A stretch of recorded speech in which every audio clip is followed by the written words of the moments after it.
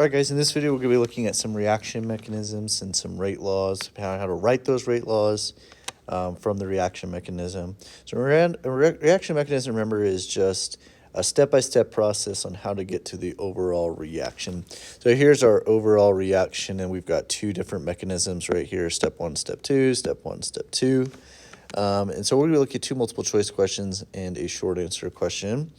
In this one, we've got two mechanisms, and which of the following observations would support mechanism one but not mechanism two?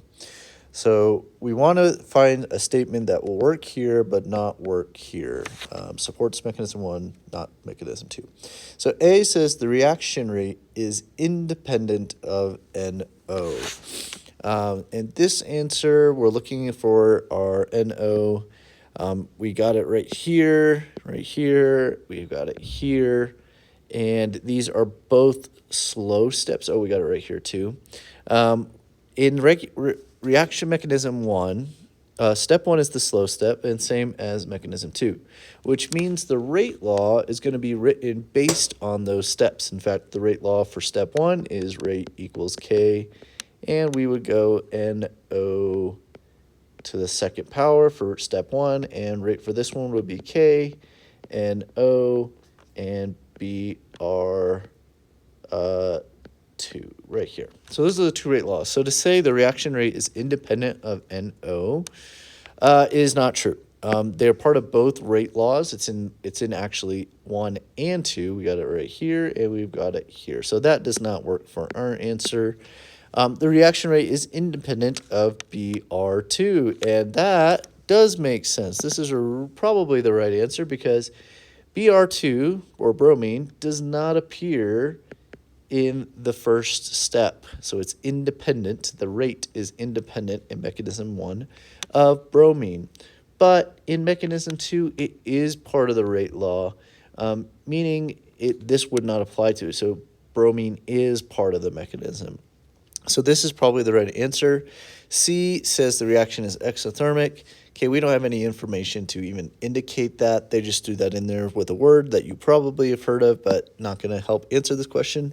And the reaction is second overall.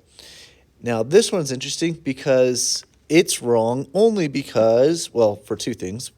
Actually, I guess it technically is a true statement. It is second overall, reaction mechanism 1, but the second mechanism is also second order overall. So D is not true because it is true for mechanism 1, but it's also true for mechanism 2. We're looking for something that's not.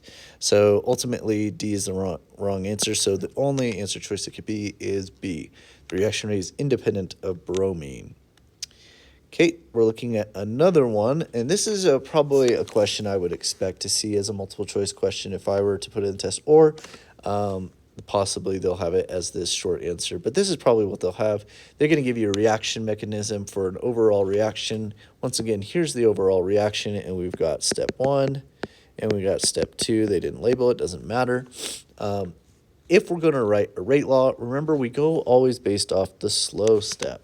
So in this case, without even looking at the question, if I were to try to write this rate law, it would be rate law equals K, the rate constant, and I'm going to use the stoichiometry of the slow step to determine it. So it's going to be NO2 squared. Okay, so it's a second overall. I would look for then, the question is asking which of the following rate laws is consistent with the mechanism. I'm going to find something that follows the rate law that I wrote for this mechanism, and that would be B. B is the right answer here. This is a product, so it wouldn't work. This doesn't show up on the reactant side at all. It actually would be for the rate law for part 2, but that's the fast step, so it would not be right. That appears in both sides, and this combines all of it together in some weird form or fashion, and it doesn't look like a rate law at all, so it's not even right. So B is the only possible answer here. Okay, this short answer question, I am given an overall reaction. I am given proposed mechanism for the elementary steps, and it wants me to write the rate law for the overall reaction that is consistent with the proposed mechanism. If you're writing a rate law for an overall reaction, you're going to use the slow step as the mechanism to write the rate law. In this case, our reactants are NO2 and F2. I will use the stoichiometry to write that rate law. So R equals K, concentration of NO2, concentration of F2. This is all they are looking for on the test. As an answer choice, you don't have to explain it or anything. They are just looking for the mechanism. So there is the rate law for it.